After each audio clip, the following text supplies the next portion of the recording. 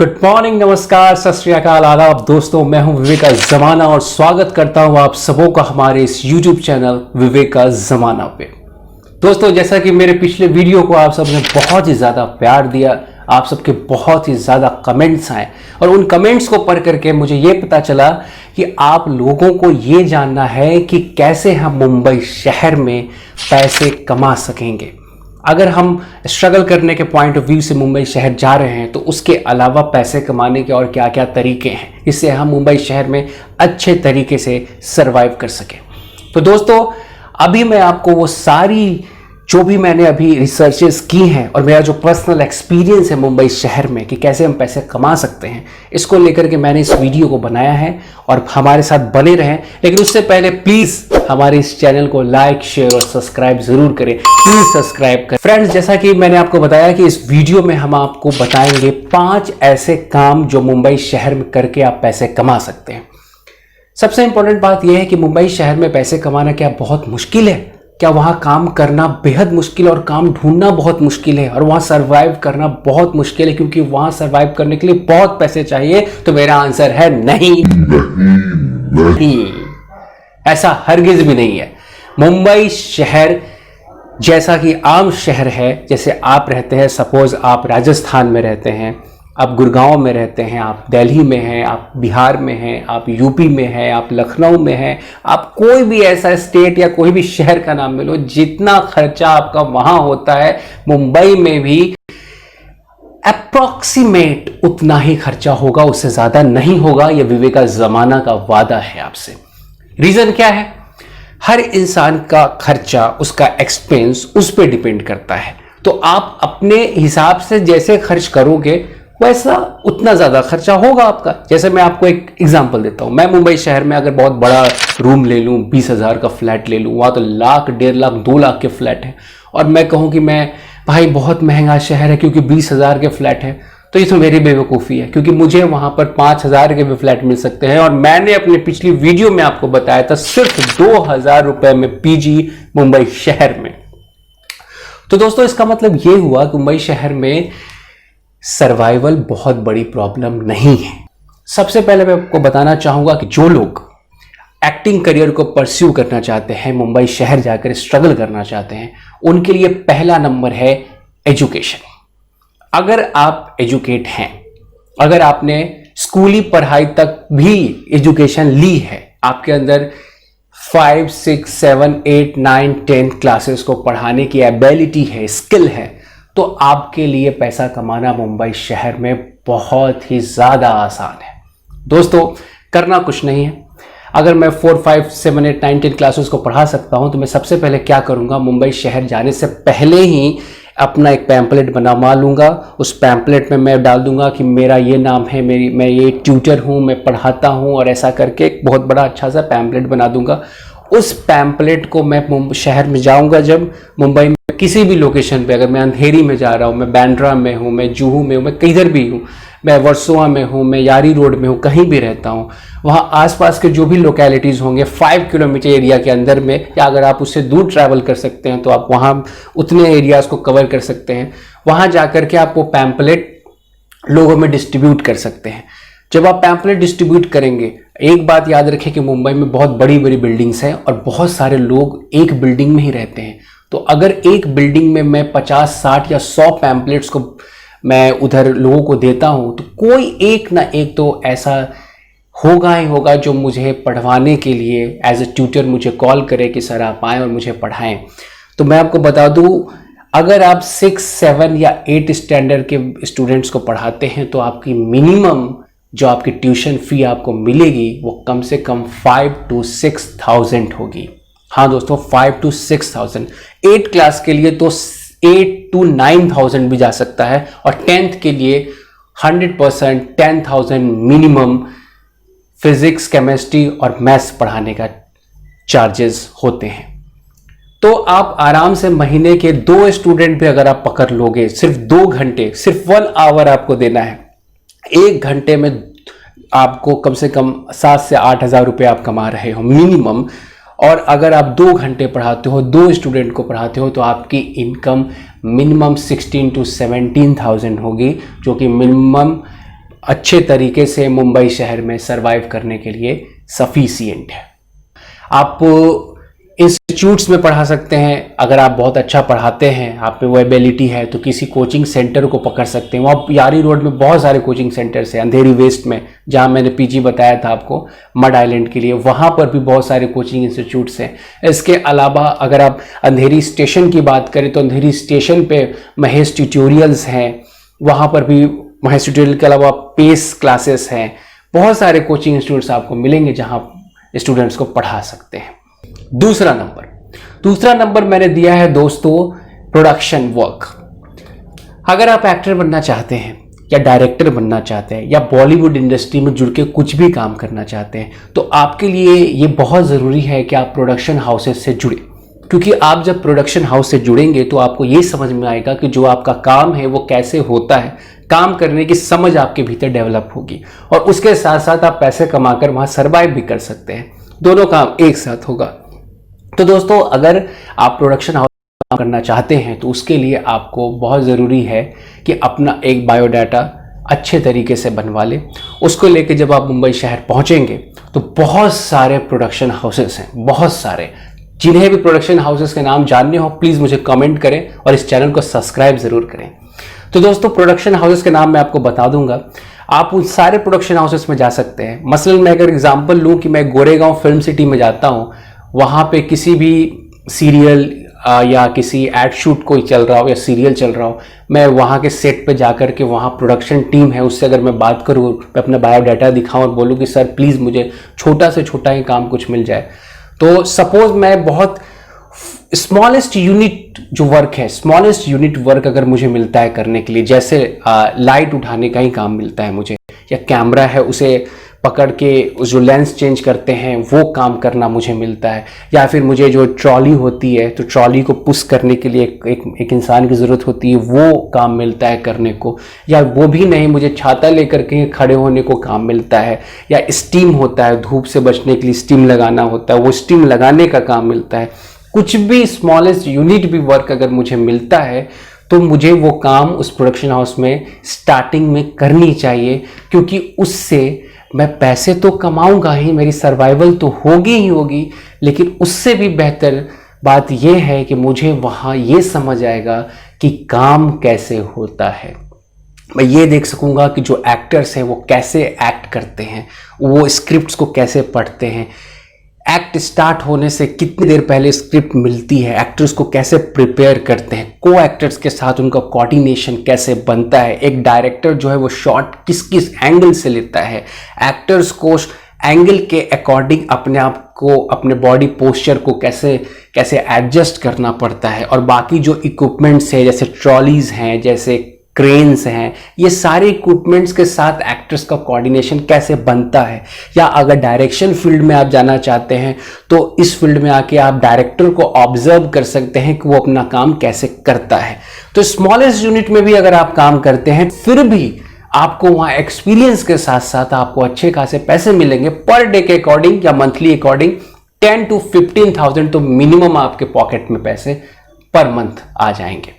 इसके अलावा प्रोडक्शन में काम करने का बेनिफिट यह है कि आपको प्रोडक्शन ही फूड प्रोवाइड करती है, तो खाने को जो भी आपकी जो प्रॉब्लम्स मुंबई शहर में होंगे, जो खाने पे खर्च होंगे वो खर्च नहीं होंगे, क्योंकि प्रोडक्शन में आपको खाने को 2 टाइम का 3 टाइम का खाना ज़रूर मिल जाएगा। ये प्रोडक्शन की अपनी रूल है। तो इसके साथ आप पैसे भी कमा रहे हैं, आपके पैसे बचेंगे भी क्योंकि आपकी फूडिंग वहाँ हो जा रही है, और सबसे इंपॉर्टेंट बात अपने फील्ड को समझने के लिए आपको एक प्लेटफॉर्म भी मिल रहा है। अब बात है तीसरे नंबर के काम की। तीसरा नंबर का काम है जूनियर आर्टिस्ट का। जूनियर आर्टिस्ट जो है वो कैसे काम करते हैं, जूनियर आर्टिस्ट का काम क्या होता है, और जूनियर आर्टिस्ट की पेमेंट क्या होती है, और जूनियर आर्टिस्ट को सेट पे कितना टाइम देना होता है, वो सब मैं आपको बताऊंगा। लेकिन प्लीज इस चैनल को एक बार सब्सक्राइब जरूर कर दो यार। तो दोस्तों जूनियर आर्टिस्ट जो है वो भी किसी भी सीरियल हो, मूवीज हो, वेब सीरीज हो, या किसी भी तरीके का कोई भी प्रोडक्शन में काम हो, जूनियर आर्टिस्ट उसका एक बहुत ही अहम हिस्सा होता है, क्योंकि जूनियर आर्टिस्ट के बगैर किसी भी सीन को खूबसूरत नहीं बनाया जा सकता। मसलन मैं अगर एक मंदिर का शॉट मुझे लेना है, ठीक है। तो मंदिर में मैं दिखा रहा हूं कि जो लीड एक्टर्स हैं वो आ रही है लेडी ऊपर से हाथ में वो लेकर के फूल का वो पूरा वो डलिया और वो उतर रही हैं। लेकिन अगर मंदिर के आसपास कुछ लोग होंगे ही नहीं, एक पुजारी नहीं होगा, कुछ लोग और नहीं होंगे पूजा करने वाले, तो वो मंदिर का सीन खूबसूरत नहीं बनेगा। या तो जूनियर आर्टिस्ट जो है वो सीन को खूबसूरत बनाता है, उसकी बहुत ही अहम भूमिका है। तो जूनियर आर्टिस्ट की जो पेमेंट है मैं आपको बताऊं, उसकी पेमेंट गर्ल्स और बॉयज के लिए अलग अलग है। बॉयज के लिए मिनिमम 600 पर डे और गर्ल्स के लिए minimum 1000 rupees per day payment है।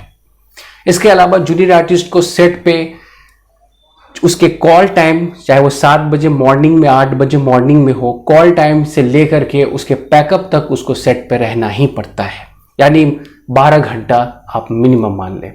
इसके अलावा जूनियर आर्टिस्ट का काम बहुत सिंपल है।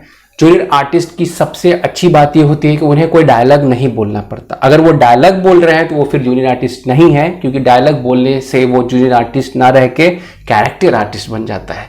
तो जूनियर आर्टिस्ट के पास कोई डायलॉग्स नहीं होते हैं, इसलिए आपके पास मौका अच्छा होता है कि पैसे भी कमाएं और काम भी सीखें, क्योंकि आप वहां खड़े होकर के आपको जो काम दिया जाएगा आप उस काम को कर रहे हैं विदाउट डायलॉग, और आप दूसरों को ऑब्जर्व कर सकते हैं बेहतर तरीके से कि काम होता कैसे है, उसको सीख सकते हैं, एक समय तक पैसे अर्न कर सकते हैं। आप सोच के देखें, अगर मैं सपोज बॉय की बात करूं तो 600 पर डे के हिसाब से अगर मैं 20 दिन भी जूनियर आर्टिस्ट का काम करता हूं तो 12,000 रुपीज में आराम से कमा लूंगा, और गर्ल्स के लिए 20 दिन भी काम करूं तो 20,000 रुपीज आराम से वो कमा लेंगी। तो ये पैसे आपके सर्वाइवर के लिए एनफ है। इसके अलावा दोस्तों जो 4th नंबर का वर्क है मेरे पास, वो है डिलीवरी बॉय का। मेरे हिसाब से स्ट्रगलर्स के लिए जो डिलीवरी का वर्क प्रोवाइड कर रही है वो है स्विगी और जोमेटो। स्विगी और जोमेटो ये दोनों बहुत ही अच्छा काम कर रही हैं, और इनके काम का सबसे बढ़िया बात यह है कि आपको इनका कोई टाइम स्लॉट नहीं है जिसमें आपको काम करना है। ये नहीं कहते हैं कि आपको 10 बजे से रात के 8 बजे तक टाइम देना पड़ेगा या 12 बजे तक काम करना पड़ेगा या आपको 8 घंटे काम करने पड़ेंगे, ऐसा कुछ भी नहीं है। आमूमन जो है वो ऑडिशंस डे में होते हैं, ये याद रखें आप। तो आमूमन सारे ऑडिशंस डे में होते हैं, वो सुबह 10 बजे से 6 बजे तक आप मैक्सिमम मान लें, उसके बाद कोई ऑडिशंस नहीं है। 6 बजे के बाद आप चाहें तो स्विगी के साथ मिलकर के काम कर सकते हैं डिलीवरी बॉय का।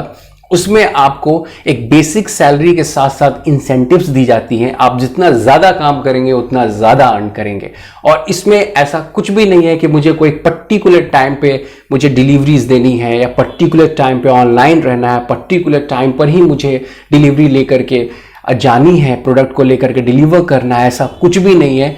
क्योंकि ये स्विगी या जोमेटो आपको बहुत ही बेहतर एक अपॉर्चुनिटी प्रोवाइड करता है। ये कहता है कि आपको जब वक्त हो आप उस वक्त पे अपना काम कर सकते हैं और आप पैसे कमा सकते हैं। मोर डिटेल्स के लिए आप स्विगी या जोमेटो के वेबसाइट पे एक बार सर्च कर लें। जो डिलीवरी का जो वर्क मैंने आपको बताया, इससे बेनिफिट यही है कि ऑडिशंस के पूरे टाइम आपके बच जाते हैं। आप प्रॉपर ऑडिशंस दे सकते हैं डे में, और आप रात को काम कर सकते हैं 6 से 7, 7 से 8। आप या तो 6 से 12 बजे रात तक काम कर सकते हैं, 6 से 2 बजे रात तक काम कर सकते हैं। इसलिए क्योंकि मेट्रोपॉलिटन सिटी है मुंबई, जहां मुंबई ऐसी शहर है जो रात भर तो सोती ही नहीं है, तो रात भर वो शहर जगी हुई है और रात भर आपको लीड्स आते रहेंगे, आपको कॉल्स आते रहेंगे डिलीवरी के लिए, और आप रात भर काम करके कमा सकते हैं। अब बात रही 5वें नंबर की। दोस्तों ये 5वां नंबर का जो काम है वो भी बॉलीवुड यानी कि आपके फील्ड से जुड़ा हुआ काम है, कास्टिंग वर्क।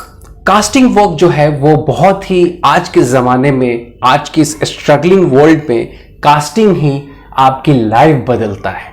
अगर आप खुद कास्टिंग से जुड़ते हैं तो आपके अंदर एक बहुत बेहतर समझ डेवलप होगी कि जो कास्टिंग वर्क है वो कैसे काम करता है, कैसे हम किसी एक्टर को कास्ट करते हैं, क्या रिक्वायरमेंट्स होती हैं। तो दोस्तों ये काम करने के लिए मैं आपको कुछ समझाना चाहता हूं। जैसे एक कंपनी होती है, सपोज कोई भी कंपनी है, एक बड़ी कंपनी मैं खोलता हूं जिसमें मैं प्रोडक्ट को सेल करता हूं। तो प्रोडक्ट सेल करने के लिए जरूरत क्या होती है कि मेरा जो प्रोडक्ट है उसकी मार्केटिंग बहुत अच्छी हो।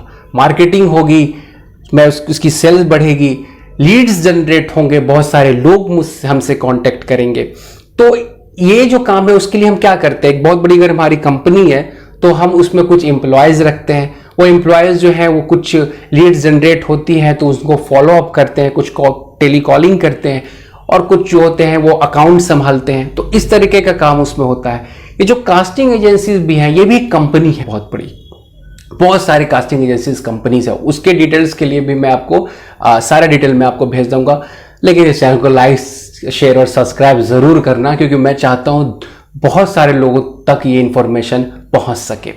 दोस्तों, तो मैंने आपको बता रहा था कि ये भी एक बहुत बड़ी कंपनी होती है। इस कंपनी में क्या होता है कि बहुत सारे कास्टिंग एसोसिएट्स होते हैं।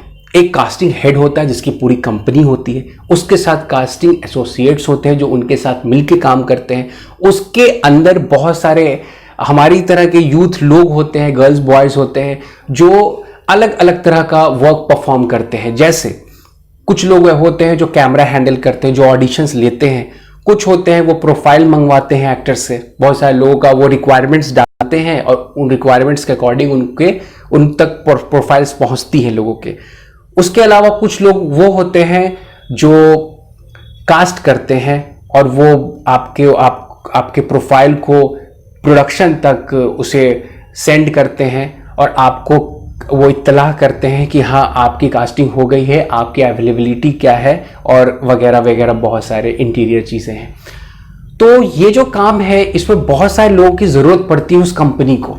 तो अगर आप सिंपल साधारण से इंसान है, अभी आपको कास्टिंग की कोई नॉलेज नहीं है सपोज, फिर भी आपके लिए कास्टिंग में काम है, क्योंकि उन्हें ऐसे लोग चाहिए जो कम से कम एक कैमरा पकड़ के अच्छी तरीके से उसका ऑडिशन ले सके। कुछ लोग ऐसे चाहिए जो कम से कम एक मोबाइल फोन पे रिक्वायरमेंट्स डाल करके एक्टर्स के प्रोफाइल को अपने तक मंगवा सके। ऐसे लोगों की भी उनको रिक्वायरमेंट्स होती हैं।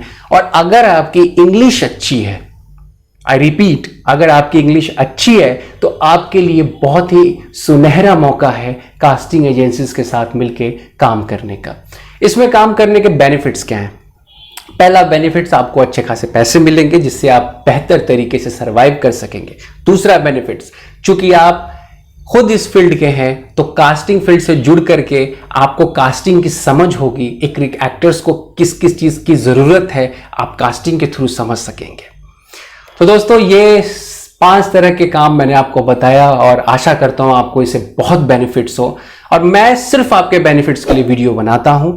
अगर आप चाहते हो कि कुछ बेनिफिट्स मेरा भी हो तो मेरे इस चैनल को सब्सक्राइब, शेयर जरूर करें दोस्तों।